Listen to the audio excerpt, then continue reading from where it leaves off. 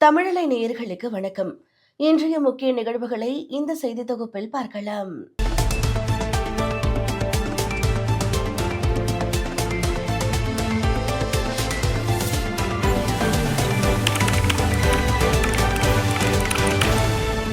பாமக கட்சியின் இறுதிக்கட்ட வேட்பாளர் பட்டியலை அன்புமணி ராமதாஸ் வெளியிட்டுள்ளார்.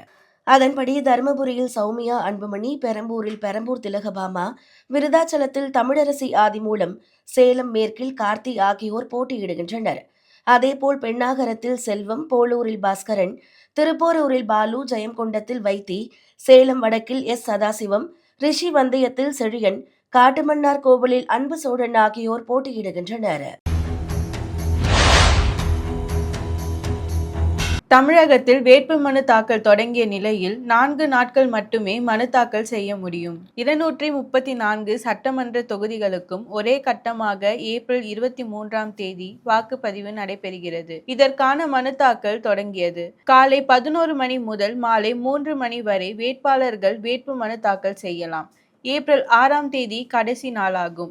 8 நாட்கள் அவகாசம் இருந்தாலும் 4 நாட்கள் விடுமுறை வருவதால் மீதமுள்ள 4 நாட்கள் மட்டுமே மனு தாக்கல் செய்ய முடியும்.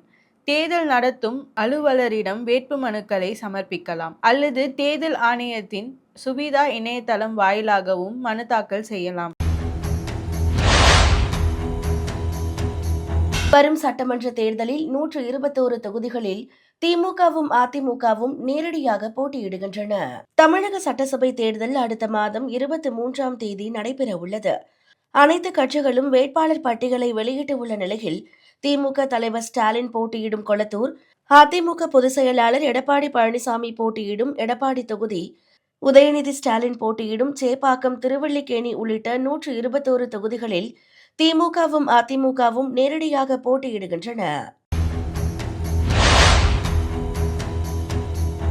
பெரம்பூர், திருச்சி கிழக்கு ஆகிய 2 தொகுதிகளில் தாவேகா தலைவர் விஜய் போட்டியிடுகிறார். தமிழக சட்டமன்ற தேர்தலில் 234 தொகுதிகளில் தாவேகா சார்பில் போட்டியிடும் வேட்பாளர்களை அறிமுகம் செய்த விஜய், சென்னை, பெரம்பூர் மற்றும் திருச்சி கிழக்கு ஆகிய 2 தொகுதிகளில் தான் போட்டியிடுவதாக தெரிவித்தார். இந்த 2 தொகுதிகளிலும் ஆளும் திமுக கடந்த முறை வெற்றி பெற்றது.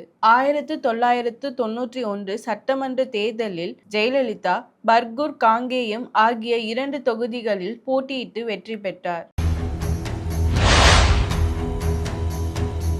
சட்டமன்ற தேர்தலையொட்டி திமுக வெளியிட்ட தேர்தல் அறிக்கையில் முக்கிய அறிவிப்புகள் இடம்பெற்று இருக்கின்றன.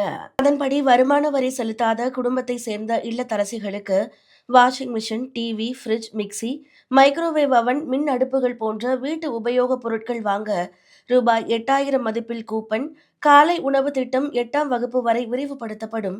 1.31 கோடி சகோதரிகள் பெற்று வரும் மகளிர் உரிமை தொகை ரூபாய் 2000ஆக உயர்த்தி வழங்கப்படும். இலவச மின்சாரம் பெறும் 20 லட்சத்திற்கும் மேற்பட்ட விவசாயிகளுக்கு நவீன மின் பம்பு செட் வழங்கப்படும் என்று உறுதியளிக்கப்பட்டுள்ளது. 2ஆம் வாக்குறுதி 1,31,00,000 சகோதரிகள் பெற்று வரும் உரிமை தொகையை இனி 2000 ரூபாயாக உயர்த்தி வழங்கும்.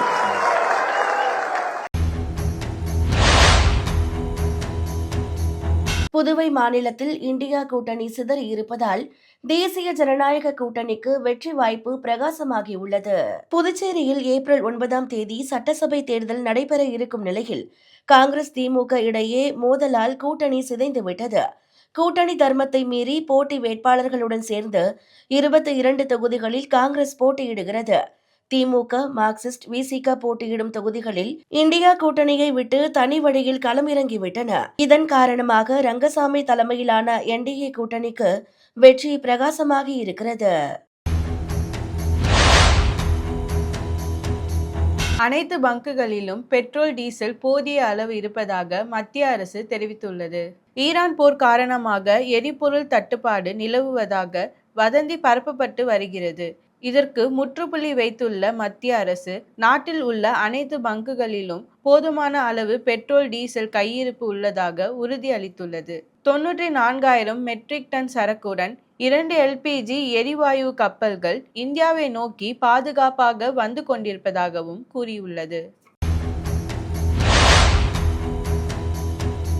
எரிபொருள் தட்டுப்பாட்டை போக்கும் வகையில் ரேஷன் கடைகளில் மண்ணெண்ணெய் விற்க மத்திய அரசு ஒப்புதல் வழங்கியுள்ளது. ஈரான் போர் காரணமாக பெட்ரோல், டீசல், சமையல் எரிவாயு தட்டுப்பாடு நிலவுகிறது. இந்த சூழலில் 21 மாநிலங்கள் மற்றும் யூனியன் பிரதேசங்களில் ரேஷன் கடைகள் மூலம் பொது விநியோக திட்டத்தில் மண்ணெண்ணெய் விநியோகிக்க மத்திய அரசு அனுமதித்துள்ளது. டெல்லி, குஜராத், உத்தரப்பிரதேசம், மத்திய பிரதேசம், உத்தரகாண்ட், ராஜஸ்தான் உள்ளிட்ட மாநிலங்கள் இந்த பட்டியலில் இடம்பெற்றுள்ளன. சென்னையில் ஆபரண தங்கத்தின் விலை சவரனுக்கு ரூபாய் 480 குறைந்து உள்ளது. சென்னையில் ஆபரண தங்கத்தின் விலை சற்று குறைந்து உள்ளது. அதன்படி கிராமிற்கு ரூபாய் 60 குறைந்து 1 கிராம் 13,600க்கும், சவரனுக்கு ரூபாய் 480 குறைந்து 1 சவரன் 1,08,800க்கும் விற்பனையாகிறது. வெள்ளி விலையில் எந்த மாற்றமும் இன்றி 1 கிராம் வெள்ளி ரூபாய் 250க்கும், பார் வெள்ளி 2,50,000க்கும் விற்பனையாகிறது. குவைத்தில் ஈரான் நடத்திய தாக்குதலில் இந்தியர் ஒருவர் உயிரிழந்த சம்பவம் அதிர்ச்சியை ஏற்படுத்தியுள்ளது. குவைத்தில் உள்ள மின்சாரம் மற்றும் கடல் நீரை குடிநீராக்கும் நிலையம் மீது ஈரான் நடத்திய தாக்குதலில் இந்திய தொழிலாளி ஒருவர் உயிரிழந்தார். இதன் மூலம் மேற்காசிய போரில் பலியான இந்தியர்களின் எண்ணிக்கை 8ஆக உயர்ந்துள்ளது. ஏற்கனவே 7 இந்தியர்கள் பலியானதாகவும் ஒருவர் காணாமல் போய் உள்ளதாகவும் மத்திய அரசு தெரிவித்துள்ளது. குஜராத்தில் 103 வயதில் தேநீர் கடை நடத்தி வரும் பாட்டி அனைவரையும் ஆச்சரியத்தில் ஆழ்த்தி வருகிறார். குஜராத் மாநிலம் வதோதராவை சேர்ந்த 103 வயதான பாட்டி காஷிபா சுமார் 30 ஆண்டுகளுக்கும் மேலாக மகாராஜா சாயாஜிராவ் பல்கலைக்கழகத்திற்கு அருகில் சிறிய தேநீர் கடை ஒன்றை நடத்தி வருகிறார். இப்போது அவரது மகன், மருமகள் கடையை நடத்தினாலும் காஷிபா தன்னால் ஆன உதவிகளை செய்து வருகிறார். இது தொடர்பான வீடியோ தற்போது இணையத்தில் வைரலாகி வருகிறது. 103 வயதிலும் சுறுசுறுப்பாக இயங்கி வரும் பாட்டி மாணவர்களுக்கு ஒரு எடுத்துக்காட்டாக இருந்து வருகிறார். பெற்றோரை கவனிக்க தவறினால் சம்பளத்தில் 15% பிடித்தம் செய்யும் மசோதாவை தெலுங்கானா அரசு நிறைவேற்றி இருக்கிறது. ஊழியர்கள் பெற்றோருக்கு ஆதரவு அளிப்பதை கண்காணிக்கும் வகையில் இந்த மசோதா கொண்டு வரப்பட்டுள்ளது. இதை அறிமுகம் செய்த முதல்வர் ரேவந்த் ரெட்டி, மூத்த குடிமக்களின் நிதி பாதுகாப்பை உறுதி செய்ய தெலுங்கானா பேரவை புதிய மசோதாவை நிறைவேற்றியுள்ளது. பொதுமக்கள், பிரதிநிதிகள் மற்றும் தனியார் ஊழியர்களை இந்த மசோதா கட்டுப்படுத்தும். பெற்றோரை கவனிக்காதவர்களின் சம்பளத்தில் 15% அல்லது ரூபாய் 10,000 இதில் எது அதிகமோ அது பிடித்தம் செய்யப்பட்டு வழங்கப்படும் என்று தெரிவித்தார். IPL கிரிக்கெட் போட்டியில் கொல்கத்தா அணிக்கு எதிரான ஆட்டத்தில் மும்பை வெற்றி பெற்றது.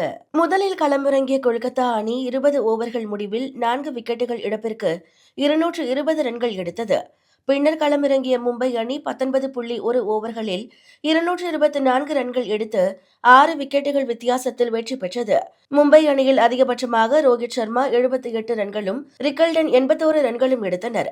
முதல் லீக் ஆட்டத்திலேயே வெற்றி பெற்றுள்ள மும்பை அணி 14 ஆண்டுகால நீண்டகால காத்திருப்புக்கு முற்றுப்புள்ளி வைத்துள்ளது. மேலும் செய்திகளுக்கு தொடர்ந்து இணைந்திருங்கள் தமிழலை செய்திகளோடு. நன்றி, வணக்கம்.